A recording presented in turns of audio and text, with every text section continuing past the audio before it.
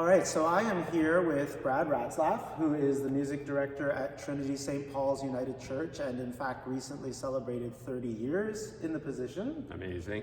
Yeah, amazing. We've made it this far. Yeah. And of course, Brad, he is sort of spearheading and coming up with a lot of the ideas behind this weekend that's coming up on April 22nd and 23rd this year. We're calling it In Concert with Creation. Yeah, yeah. So with that said, Brad, what can people who register for the weekend expect when they get here? Oh, okay, so April 22nd, so we have John Bell coming, who's one of the leading contemporary hymn writers today. He's in, almost all Protestant denominational hymn books, probably in some Catholic hymn books as well. Very widely published. Recently retired from the Iona community and the Wild Goose Resource Group in November. I think that's common knowledge now. But still very much, that's where he comes from, the Iona community. Is he living there still? He lives in Glasgow, and that's where the head office of the Iona community is. So still very much connected to that Wild Goose Resource Group that he was a part of, which was all about renewal of worship, and that's where a lot of his hymn writing came from, along with a good friend of his, Graham Mall. So he is coming, a wonderful worship leader and very influential, like I say, one of the leading hymn writers, and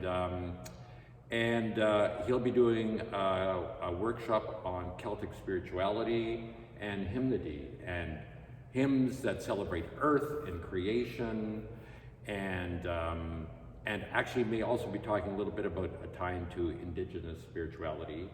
And so that's happening Saturday morning. And then he's leading a big sing, sort of something that he's very well known for, where everyone comes and he leads in a big sing workshop where everyone is singing. Like community building. Community building, and it will be a lot of it Celtic hymnody, hymnody that celebrates again creation, maybe laments what we have done to our earth, but something he's so beautiful and great at doing. And so that's Saturday afternoon on the 22nd. And then in the evening, we have this Mass for the endangered. Incredible work, beautiful work, actually commissioned by Trinity Church in New York City, Trinity Wall Street, by a young American composer. Her name is Sarah Kirkland Snyder, with poetry.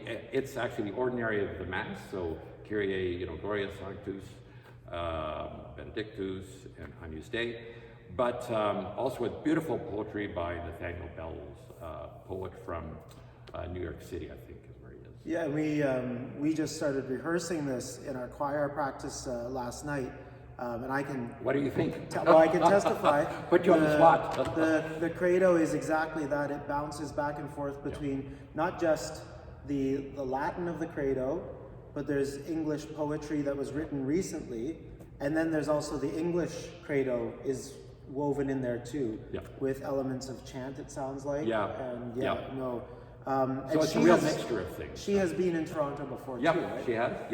And so that'll be the centerpiece in the evening. It's not a long work. It's about 45 minutes, but it's with beautiful orchestration. And we'll have a large choir, a 70-person choir, with the church choir, Trinity-St. Paul's choir, and the Viva Chamber Singers, and the Viva Community Choir. My wife, Carol, is artistic director of Viva Singers of Toronto, so that's part of this. And then Sunday morning on the 23rd, is it? Yes. John Bell will be the featured speaker in the morning. And our own climate justice group will be organizing the service. And that'll be a wonderful service altogether.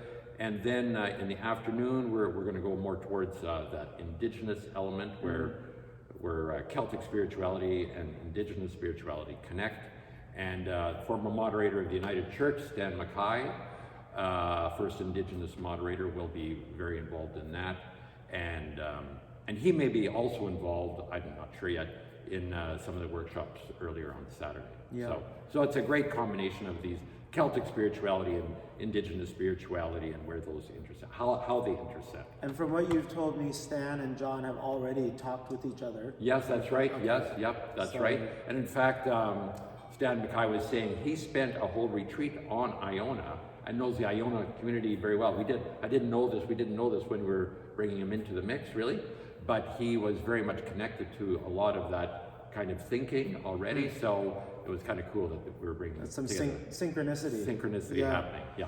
All right, so having reviewed, what this weekend involves, where do you see things like this as part of an expression of what Trinity-St. Paul's is as a church? Oh, well, we also call ourselves here in this building the Center for Faith, Justice, and the Arts. And so I think something like this is just such an incredible platform for that vision that we are bringing in art, obviously this Mass for the Endangered, this beautiful piece that actually is not necessarily a concert piece, although it's presented as that, but it's also a liturgical work. Yeah, very much. So you certainly get that feeling. And also bringing in this whole indigenous element into this whole weekend, and then having part of this weekend with a church service as well, but having workshops around it. So I think it's combining all of those things: spirituality, our justice work, our work with indigenous rights, and that whole focus. So well, and it seems like for people watching this, Jean Moffat and Ann Russell are the ones from what in Trinity-St. Paul's is called the Climate Justice Group. Yeah. And I think even names like that sort of speak to what we try to do, because there's an understanding that this isn't just environmentalism. It's that the work we do with regard to the environment also nurtures justice. Yeah.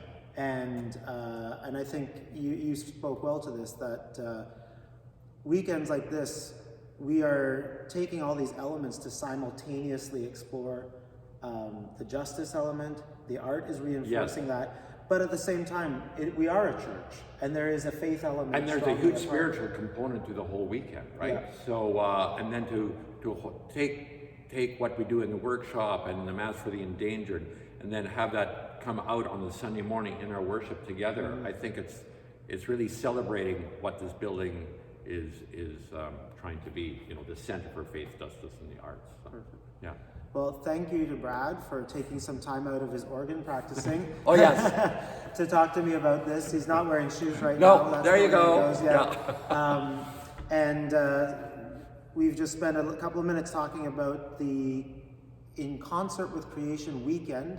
That's going to be April 22nd and 23rd at the Trinity-St. Paul's Center for Faith, Justice, and the Arts.